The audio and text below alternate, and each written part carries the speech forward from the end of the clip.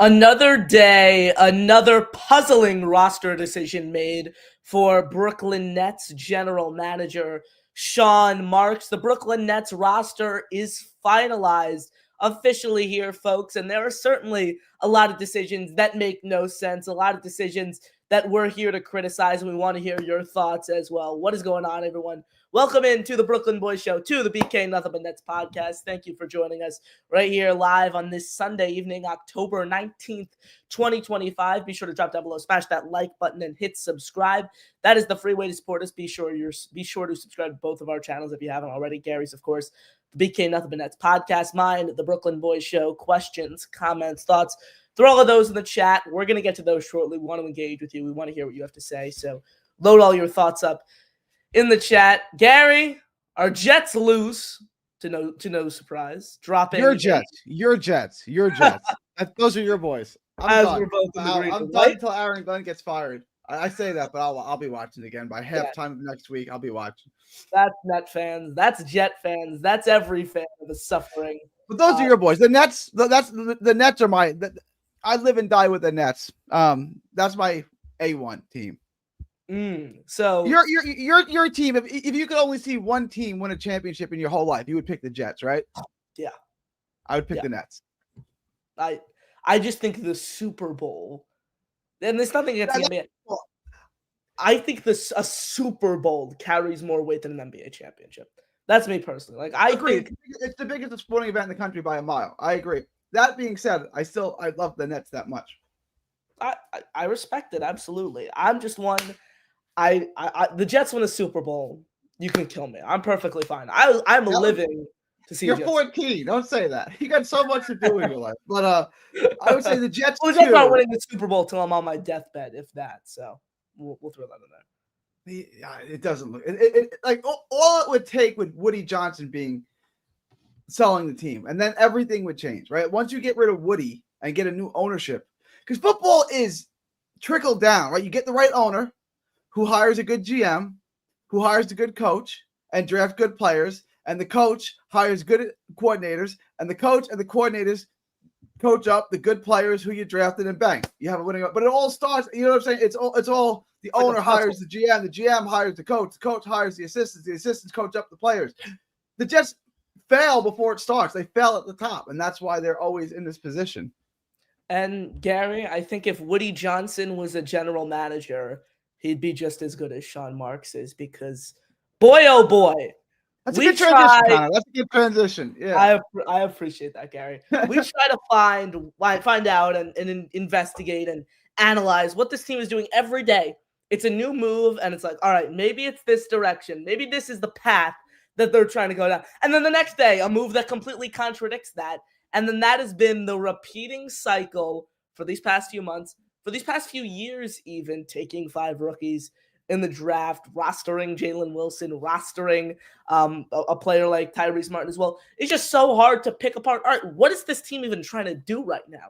We don't know the answer to that. And Brooklyn made another very interesting move today, officially moving on from releasing former first-round pick Kobe Bufkin. Now, this is someone Brooklyn acquired just about a few months back, and was a player who was acquired for literally nothing. He was acquired for cash considerations, and us Net fans were excited about Bufkin, and I think rightfully so. This is a guy who obviously had a high draft pedigree for a reason, and he came in a Nets organization that is prioritizing a youth movement, and we initially thought, all right, this is someone who can carve out a rotational role. Now you fast forward about a month later, he's not even on the roster. Gary, thoughts initially on this move? Nets officially waiving guard Kobe Bufkin. I know we spoke about it last night. I mentioned Bufkin as a possibility to be waived. Ultimately, that comes to fruition today. So first of all, I'm going to start with this. I absolutely hate it. I think it makes no sense. He's a guy that was in a crowded backcourt with Atlanta. He never really got much of a chance to play. This was his chance. He's still very young. There's upside. Like, most of what I remember, or all of what I remember about Kobe Bufkin, is at Michigan. I don't really remember seeing him play too much in a Hawks uniform. I can't really picture it. So, like, there's a guy with upside. He was considered going into that year a lottery type talent. So I wanted to see. Like, I don't see any use in letting Tyrese Martin play. I don't see any use in letting him play. And those guys were on non-guaranteed contracts. The only thing that makes sense to me is this is a salary cap, an attempt to hit the basement floor, right? Because you're cutting a guy whose contract is guaranteed, then you execute the contract of the other two guys who are non-guaranteed, and you get closer to the floor. To me, this is not good. There's no upside in this, right? Like Kobe Bufkin was a talent. Whether or not he's ever going to be an NBA player, a good NBA player, is yet to be determined. And now it won't be determined here. I don't see any downside in having him on the roster. What are your thoughts on it? Yeah, I mean, I don't see any downside to having him on the roster. Absolutely. And let me add this. This is a move that costs the Nets some money, mind That's you. why they did it. But I don't want to cut you off. Go ahead. No problem. No problem. They owe him over $5 million now. So it's kind of like they could have kept him and still paid him that money. Like, that doesn't matter. They're paying him to do nothing now. So, Gary, if they kept him on the roster, they would have been able to still reach the salary floor. But now you're just blatantly moving off from a guy who, again, there's that bit of that unknown. There's that unknown upside there, potentially that ceiling that we haven't seen yet. And now the Nets are paying him $4 million for him to sit on his couch and do nothing. And someone who will be on this Brooklyn Nets roster over Kobe Bufkin, another guy that makes no sense to me, Jalen Wilson. Of course, that made official today. And speaking with me on the podcast last week, Jake Fisher, the People's Insider, told me that it was because of Wilson's character, and that's the main reason that he's sticking around in Brooklyn, and that's the reason that he's on the roster now for the third year in a row. I'm tired of character. I get it. Jordi Fernandez wants to build a culture. He wants to have leaders on the floor. But at the end of the day, Jalen Wilson is an NBA player. Kobe Bufkin is, and I think he got shafted of a roster spot. Yeah, no, I 100% agree with you. Like, we can love Jalen. I like Jalen Wilson. Jalen Wilson's from Denton, Texas, about 10 minutes away from me. I wanted him to work out. I really did. He didn't work out. He's got good character. Awesome. What does that mean, though? What does that mean to me in terms of he's not a good basketball player? He's a great guy. Extraordinary. Why do I care? Like, if you can play ball, then great. That's a plus. But if you can't, I don't care. Like, Tim Tebow was one of the greatest guys I've ever met. You old enough to remember Tim Tebow? You're not, right?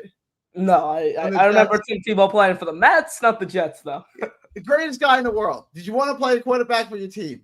Absolutely not. He came in for Mark Sanchez, one set of downs, like, oh my God, get him off the field. Get him off the field. Yeah. But he's a great guy, a great character guy. I'm sure they loved him in the locker room. What is that? Like, if you can't play, it doesn't matter, right? Like, he's a great character guy. I don't care, right? Like, I don't care at all. Exactly. Unless you can play. If you can play, it's a bonus. But if you can't play, I'm a good character guy. They'll like me, bring me in. Let me have a roster spot.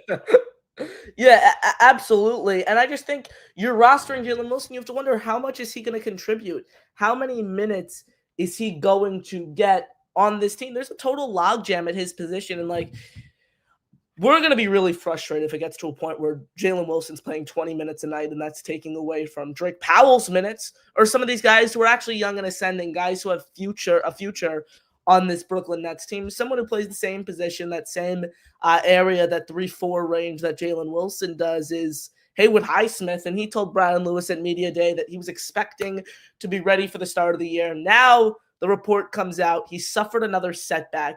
He's not expected to be ready to go until January. They're going to reevaluate him in 8 weeks. What's the future like for Haywood Highsmith in Brooklyn, Gary? Well, like you said, I'm glad you brought this up. I mean, they want to trade him for a second-round pick. That's their big goal for him.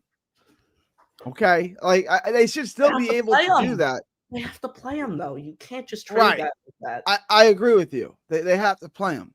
And now we've just moved that back 8 weeks. So now we're looking, you want to play him for at least a month. So at a bare bone, and it's not that he's back in 8 weeks. He's going to be reevaluated in 8 weeks. So he's not going to be back until January. Yeah. Right. So now you play him for a month and then trade him at the deadline I would have just cut him. This is not worth all of the. This is like the Bojan Bogdanovic. stuff. Like it's again, the drama is not worth the not worth the prize at the end of the rainbow. So Like it's not that all the hassle isn't worth a second round pick, which we have them by the 17 boatload. Yeah, it's not. We have too many second round picks to start with. Adding another one, it's overkill already. It's like I know you like second round picks, but god dang, guy. Like I think the Nets vision, what it should be with all these second round picks, is package like 7 of them together and get like a back end of the first round pick. Like just do that. You can't draft 36 players over the next 7 years. What you can do with the second round, if there's a team that's around the second apron, or at least the first apron team, right? And they're contending and they don't really have roster spots. If they have a late first round pick, like a team like the Nuggets or something like that. And so let's say they're drafting 27 and you have 2 picks in the second round, 31 and 39, right? Those are non-guaranteed spots. They also make a lot less money, right? So I'll give you a 31 and 39. You give me 27. If you don't like the guys at 31 and 39, you don't have to pay them. You can cut them. You can do that, right? And then so it doesn't eat up a roster spot, and it doesn't. The second round picks don't eat up a guaranteed roster spot unless you want them, and they cost no salary to minimal salary if you do keep them. That's the upside of having second round picks if you're a contending team. So, like, is that what the Nets are looking to do? Like, combine second round picks to move into late first round? Maybe. If that's what we're looking to do, we already have plenty of second round picks to do that. Like, we have a boatload of second round picks, which are the equivalent of 7th round picks in the NFL. It's like, okay, maybe one of them hits, but most of them are going to miss. Like, yes, you get Jalen Brunson and you get Claxton and you get Joker, right? And Ginobili, but that's every once in a great while. Most of them are Jalen Wilson. Yeah, it's terrible. And I just question what this team is doing. What's their thought process? What is their long-term vision? Like, you took 5 rookies. Now you're cutting guys who have high ceilings, who you don't know what they are and you can experiment with. Like, what are they thinking here? What is the plan? And they're not firing Sean Marks anytime soon. I'll tell you that right now, Gary. This is a multi-year rebuild. They've already gone in with Sean Marks. He's their general manager. No team changes their general manager during an overhaul like this. He's going to be here. This is why I said over and over again, you had to fire Sean Marks before you made these picks. Before you made them. You couldn't let Marks be involved in this. Now you got to let him see it through fruition, which you know it's not going to work out because he's horrible. Exactly. Like, this is ownership. Like, this ownership group is really bad. Like, I don't think enough people talk about this. This ownership group, the Tsai family, they're bad. Like, they're not Woody Johnson or Jerry Jones bad, to put it into NFL terms, but they're not good. They're in the bottom half of the NBA. Absolutely. Sure. Like, someone who covers the Nets, or if you ask like a beat reporter about, they've grown those sports so much internationally. I don't care about that. I'm a Nets fan. I want them to win basketball games. I don't care how much you've played, how much of a role you've played in getting NBA games in China. I really, really don't at the end of the day. I want this team to win. I want them to win basketball games, and they haven't gotten a decision right really since the early 2000s. It's been terrible. You weren't even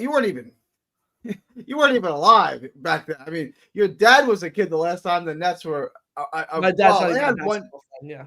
There you go. There you go.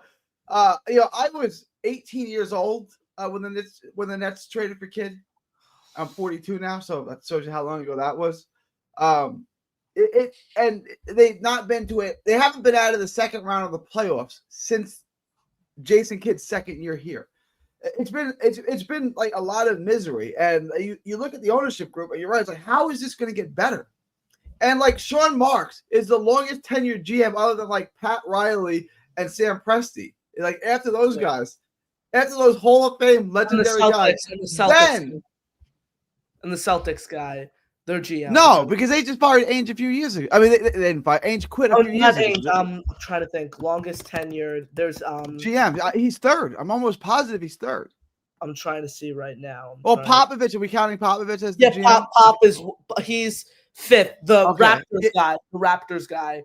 or Urgi, Presti, Riley, and Pop.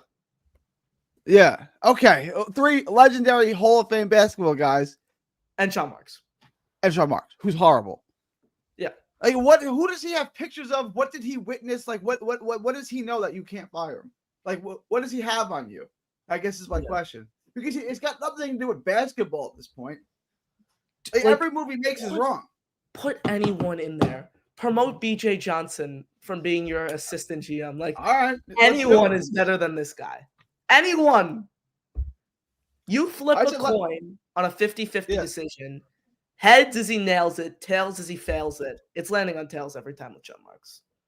I said, let me and Dylan do it, and we'll split half of what you pay Sean Marks. So whatever you pay Sean Marks, cut that number in half, and then me and Dylan will split that number. How's that? And we'll do it. Product wouldn't be as bad. Josiah would be way better. It'd be way better. Like it'd be way better. Way better.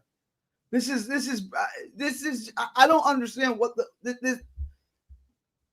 I don't see a blueprint for winning. Like if I said to you, what's the blueprint here? Show me what you're trying to. Whether or not it works out, we don't know yet. But show me the blueprint of what you're trying to execute here. I feel like he would sit there and shrug his shoulders. It's like, I don't know. Like it doesn't. Last year when we made the Bridges trade, he said this is a 1-year rebuild, and then we're going to compete next year. Now this year is more of a tank year than last year.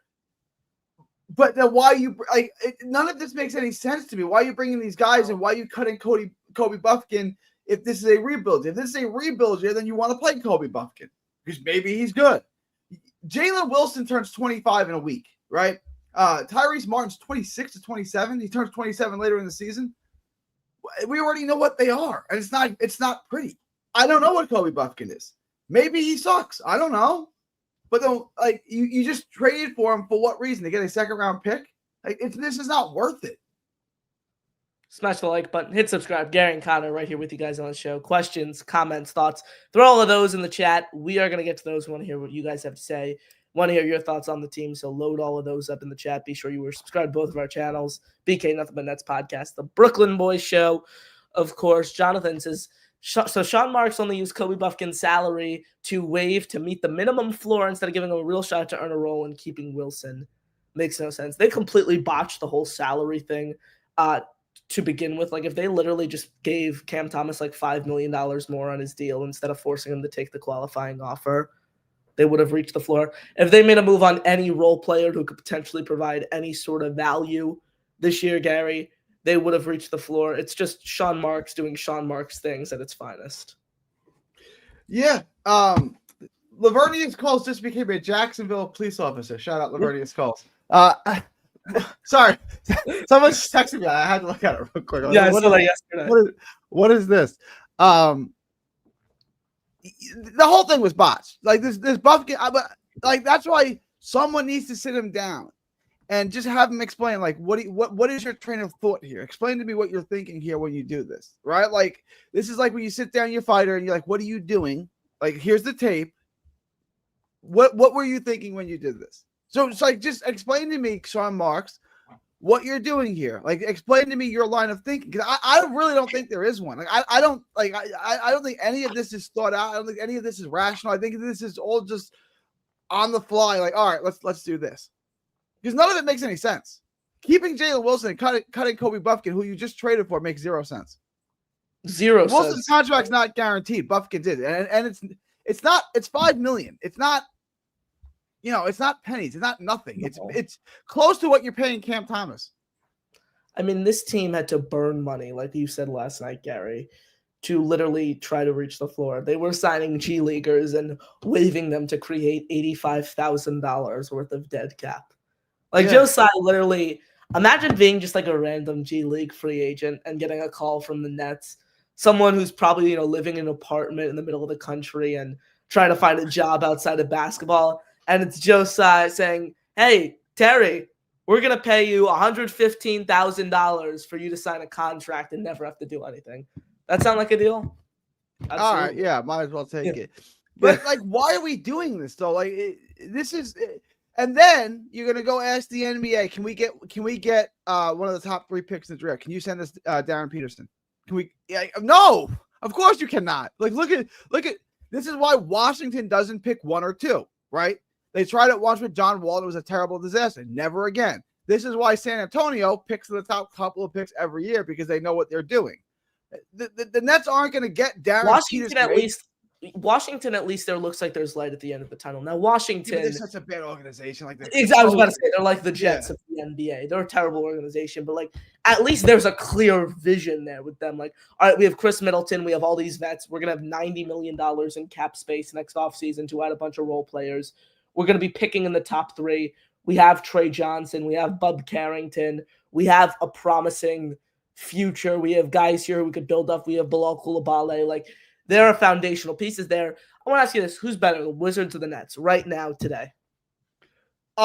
Roster wise, yeah, definitely Washington. And Dylan loves their roster. I think their roster sucks, but their roster is better than ours. Like, their roster is not nearly our roster is by far. It's one of the worst rosters I've ever seen. It really is. Like, there is nothing on this roster, especially when you know that Cam Thomas ain't going to make it through the season. So take Cam Thomas out. Look at the rest of the roster. It's MPJ. It's brutal. It's Michael Porter Jr. and a bunch of preschoolers. AAU players. That's what it is. Yeah. So it's this roster. It's just, and it's the roster decisions as well. That's what annoys me. Like, the roster, if we were calling the shots, Gary, the roster would be more talented than we're giving it credit for. Let's be honest.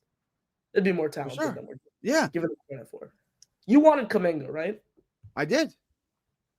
I wanted Kuminga. I wanted Kuminga in a real way. Like, let's go give that. Well, you guys don't want to bring him back. We got plenty of cap space. Let's go make a real offer. Let's go make a 3-year, $75 million offer to Kuminga. Let's see what he says. And if Golden State matches it, they can't. I mean, they could, but it's going to cripple what they're trying to do. They could try to sign him and then try to trade him in a package to get Giannis, which is what they're trying to do. Okay, maybe. But if they can't do that, now they're stuck paying Kuminga $75 million for the $25 million per for the next 3 years. I don't know that they can roll the dice that way. So now you got Kuminga, a guy that I think has all-star potential, on a really good deal because he's underpaid. You're the only team with cap space, and instead we did nothing. Gary, I'll ask you this: I'm going to the game on Friday night. I need some jersey advice from you. So there are 2 options. I mean, I could wear a Cam Thomas jersey. I'm not wearing a Cam Thomas jersey, though, after he just scammed my organization this offseason. We'll talk about that. I don't think he did, but go ahead. We'll start with your question, and we'll get to that. Interesting. My question is, do I wear a number 22, a real Day'Ron Sharpe jersey, or do I wear a number 14 Drake Powell jersey? Oh, boy. People are going to look at – well, I don't know if the average Nets fan, if I said what number does Drake Powell wear, I don't think they know. Well, you know and I know, but I don't think the average person knows because he hasn't played yet. Well, he played 1 preseason game, right? Yes. So there's that. I would wear the Sharpe jersey. I think just the Day'Ron Sharpe, that's an awesome jersey. I think that's a great jersey. Interesting. I would wear that. So I'm still considering. Your advice certainly helps. Yes, I see people in the chat. I know Drake Powell was not number 14, so it was my birthday this summer. And my mom asked me, she goes, "What net jersey do you want for your birthday?" And it was literally 2 days before numbers came out. So I was like, "Oh, I'd love a Drake Powell jersey because he's my favorite draft pick. So I'd love a Drake Powell jersey." He said, "All right, great. What number does he wear?" And again, this was the day before, the 2 days before numbers came out. Yeah. So I was like, I'm just gonna assume he's wearing because it was before they acquired Terrence Mann.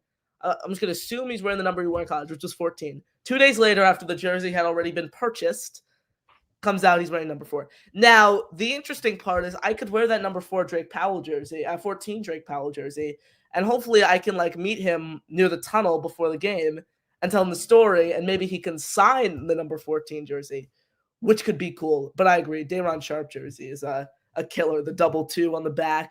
I was trying to go for something unique, but I was like, there's no player who's worthy. Here's an underrated jersey. 88 Trey. I don't know. Whenever I see I see that jersey, look, I'm going to wait a little bit to make sure he doesn't suck. If he does suck, I'm not going to get it. But if he's decent, I'm wearing a Tony Adams jersey. Bad call on that. If Trey doesn't suck, I'm definitely getting an 88 Trey jersey because 88 just looks like a cool number. Like, that's a cool number. So it's like a tight end. It's like a tight end number. Yeah. Absolutely. All right, let's see where we are.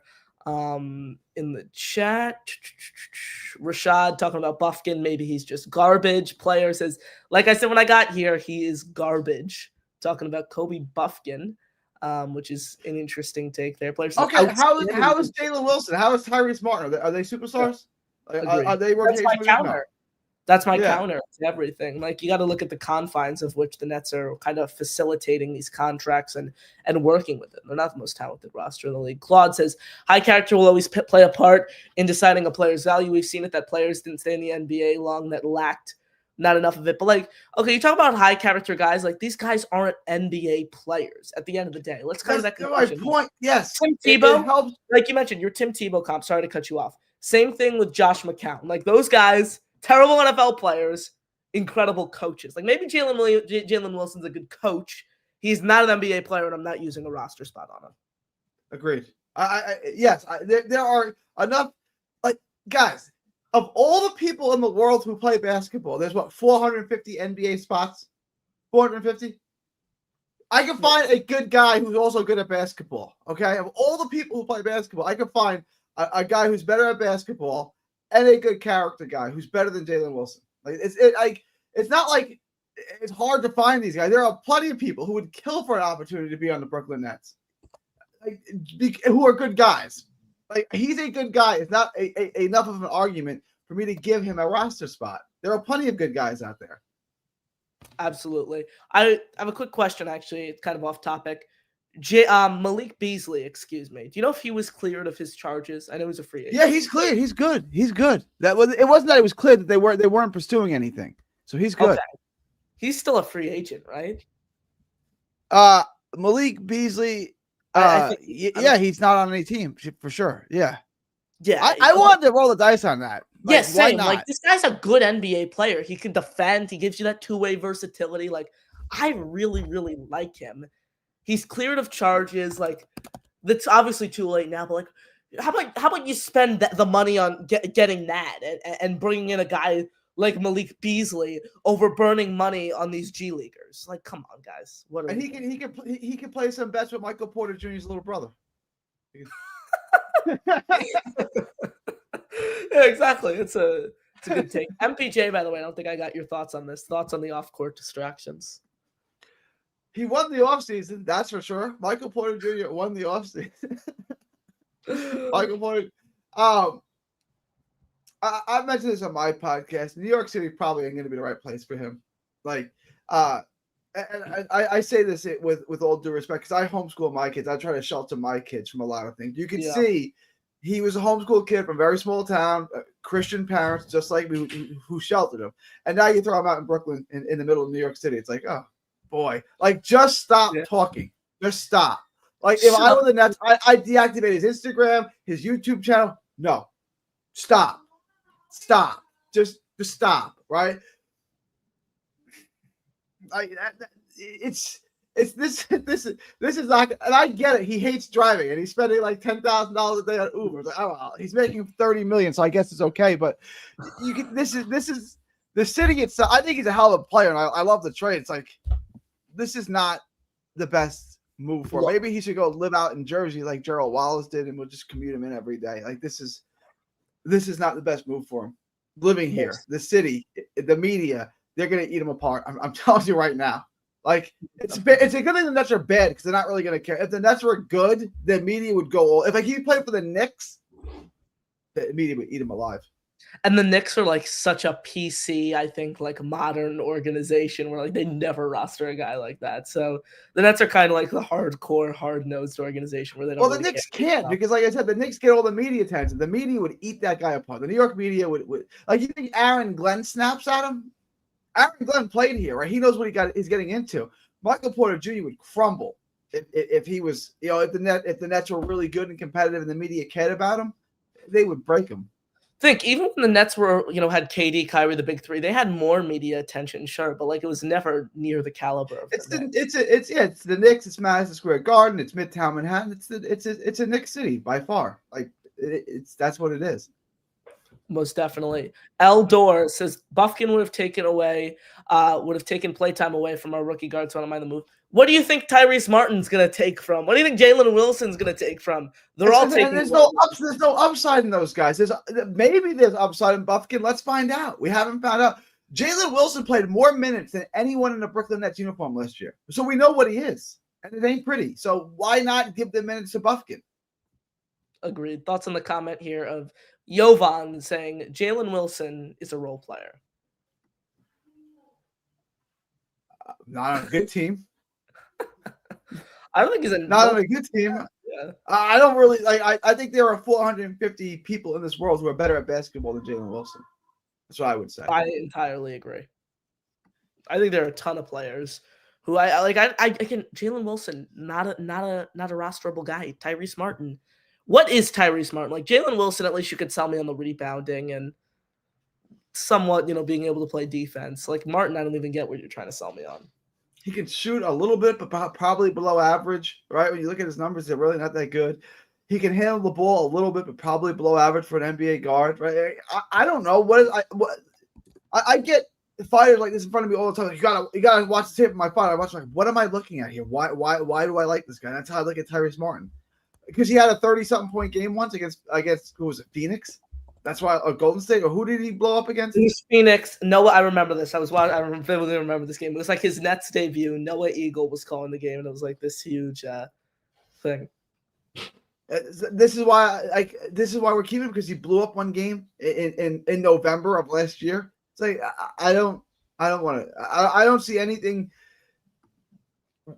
noteworthy of Tyrese Martin. Like, why is he in the NBA? What is his skill set that puts him in the NBA? Again, there's only 450 people on the face of the earth who play in the NBA. Why is he one of them?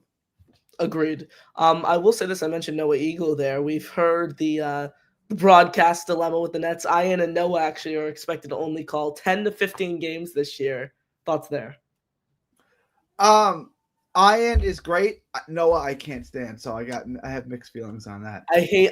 I'm sure Noah Eagle is an incredible person. I'm not a Noah Eagle fan. I'll say that. Yeah, I respect his work ethic. I think he does a great job. I'm way higher on Ian. I just think like the tone that Ian comes up with and how quick-witted he is. Like some of these calls that he'll have and like how quick he is. Noah, it just like reminds me too much of Ian. Like I like play-by-play announcers for them being unique. He reminds me way too much of Ian. And honestly, I think the Nets don't deserve the broadcast crew they have. They have an incredible broadcast crew. Like they do. With Ryan Rucco, Sarah Kustok, Megan Triplett, Michael Grady was great when he was with the he's Minnesota. He's Minnesota, and he literally just got named a part of the Amazon coverage as well. So he's really shout out. Yeah, he was good when they used. Yeah. He was good for sure. Even that guy Justin Shackhill, I think, does a solid job. I enjoyed Tim Capstraw doing color last game, and Carino. I think Chris Carino, like. I'd have to think that Noah is going to be Ian's predecessor when he officially says so long to the Nets in about 2 years. But like, I would love if they could move Chris Carino from radio to TV, because in like the 3 or 4 games that he did last year, I thought he did a very good job. Yeah, I like Rucco. I've met Rucco. He used to call boxing for the Zone, their preliminary fights. And we were in Chicago once. This is for an Usyk fight in Chicago. And he's in the bathroom. The arena's still empty because it's like the preliminary fights, right? So I walk into the bathroom. He's taking a leak. And I just go, Dinwiddie, pizza pies at home. And he like looks at me. And I said, how long did it take you to say Timotei Luwawu Cabral? Like, how long did that take? Right? And like, yeah, big Nets fan. So I met him. And I met him a couple of times after that too. He's a good dude. I think Rucco is really good. He gets a little bit annoying. Like he tries to be a little too quirky, but he's really good. Like Rucco's really good. I would just roll with him as my primary guy. Like him. I think if they don't give him the primary role in like a year or two, I think he's just going to leave. I don't know about leave because he does a handful of Yankee games as well.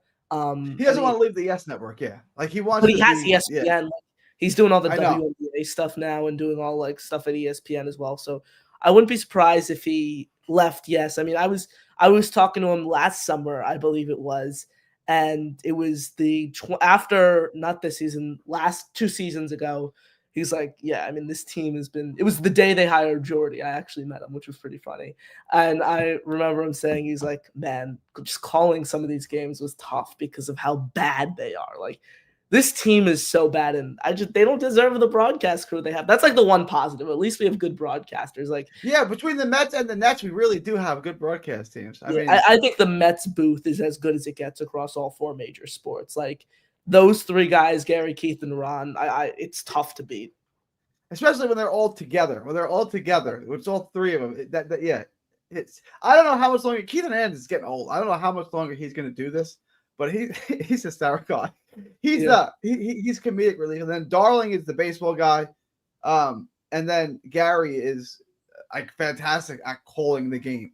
It's such a hard job. Like, baseball is a sport that's boring enough as is. Now, do it every day, 3 hours a day, 162 times a year. It's like, that is a really hard, and Gary does it. Gary does it. And think of this. The thing that amazes me most with Gary is he just pulls stories from 45 years ago in the eighth inning when they're down 13-0 and Luis Guillorme is in pitching for the Mets. And he's recalling stories from 45 years ago off the dome. Like, it happened. Fantastic. Yeah. He does such a great job. So shout out baseball is the hardest sport to be that. So much dead air. Because the play-by-play guy, because it's so much. Yeah. It's so long and it's so boring and there's so many games. It's like, how do you do this? Like, you can't basketball. I think basketball is the easiest. I'll say that because it's so much. It's so much action. Yeah. And also it's simpler terms as well. Hockey, I think, is pretty tough because it's so fast paced. And like basketball, you can pretty much call every pass, but like you're gonna get killed if you try to call every pass in hockey or every move. Like, you have to kind of pick and choose and fill the dead air there. Football, I think, is relative. I say baseball and hockey are the two hardest. I've never watched hockey, so I can't comment on that. But baseball, how many hockey games do you think you've watched in your life? I went to one in when I was at college. The Islanders. Islanders were playing something weird. I forget. It was the Islanders game at Nassau Coliseum when I went to Hofstra. When they played at Nassau Coliseum. I forget. This is 20 years ago. More than that, 22 years ago. I don't remember who they were playing. So I watched that. I know I watched when 2008, I guess it was, or 2010 Olympics. I watched USA versus Canada. And then maybe like two other games besides that ever. I can't follow it. I don't know where the puck is. I can't even keep track of who's on the field or the ice or whatever they call it. I can't. I don't get down with hockey. Let's see. Player one says, what does Noah Clowney do well? I want to hear your thoughts here, Gary. Well, he stretches the court and shoots well. He did rebound well and block shots well for that one stint early in 2023 when he came up, 23-24. Last year, I don't like the way they used him. Like, last year, he kind of played like Pete Klay Thompson. He just get the ball and shoot it like 5 seconds into the 24. It's like, I don't know that you're Klay Thompson. Like, I don't know, like maybe move the ball, maybe put the ball on the floor, maybe try to make a basketball move instead of just launching a three. Like, his synergy tape would have been extraordinary. It's just him catching and shooting all the time. It's like, you're a good shooter. You're not that good of a shooter. You shooting a three 5 seconds into the 24-second shot clock, maybe not the best plan. But Noah Clowney, I would say, defends well and stretches the floor well. He defends the perimeter well for a guy that floor and stretches the floor well. You can't say he can't shoot consistently. He can. He proved that last year before the injury. Agreed. I agree with that there. And they're not moving on. Oh, player one's a Knicks fan, isn't he? If I get the wrong player, I'm not familiar with player one, so okay. I think player one's a Knicks fan. I see a comment here from Down Under Dunker. It says, will CT be moved, or are we just going to play him and let him walk? It makes absolutely no sense to play him. Well, I asked actually Jake Fisher about this 3 days ago, and he told me, quote, I haven't thought about him, Cam Thomas, as someone who would get traded this year, because when you talk to front office executives, they're not really interested in Cam for what he does. I don't think there's really a ton of interest there. The Nets aren't trading him. They botched the situation. They're moving on. Bottom line. I said months ago that they shouldn't even offer him the qualifying offer. This is what you're going to do. there's no point in bringing him back.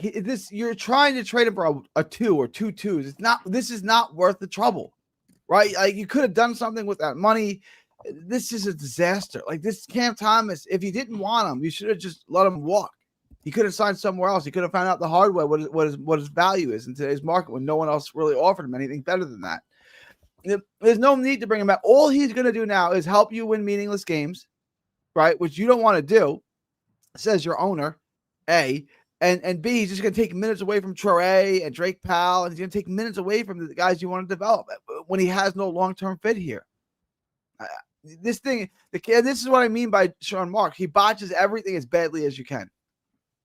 Exactly. Verbatim of that for my thoughts. Thank you all for joining us. Smash the like button, hit subscribe. Gary and Connor right here with you guys on the show. Gary, great show. Second day in a row doing this with you. Looking forward to a fun season content-wise. Can't promise the result will be all that promising for better or worse.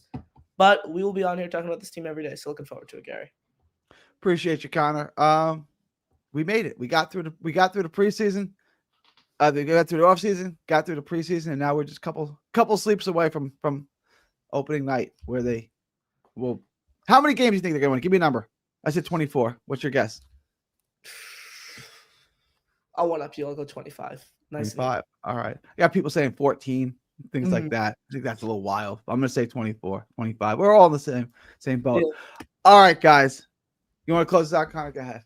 Yes, sir. I got you, Gary. Thank you for the time, as always. He's Gary, BK Nothing Nets podcast. I'm Connor Long on the Brooklyn Boys show saying, have a great rest of your evening, everyone. And as always, go Nets, baby. Peace out, folks.